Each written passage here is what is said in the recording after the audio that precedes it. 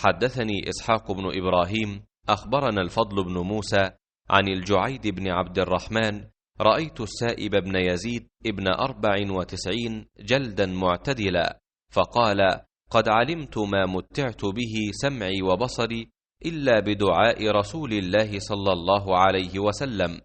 إن خالتي ذهبت بي إليه فقالت: يا رسول الله، إن ابن أختي شاك فادعوا الله له. قال: فدعا لي.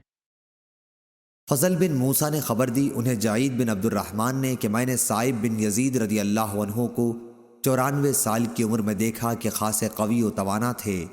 उन्होंने कहा कि मुझे यकीन है कि मेरे कानों और आँखों से जो मैं नफ़ा हासिल कर रहा हूँ वो सिर्फ रसूल अल्लाह सल्लल्लाहु अलैहि वसल्लम की दुआ की बरकत है। मेरी खाला मुझे एक मरतबा आपकी खिदमत में ले गईं और अर्ज़ किया, या रसूल अल्लाह, ये मेरा भांजा बीमार है, आप इसके लिए दुआ फरमा दें। उन्होंने बयान किया कि फिर आपने मेरे लिए दुआ फरमाई।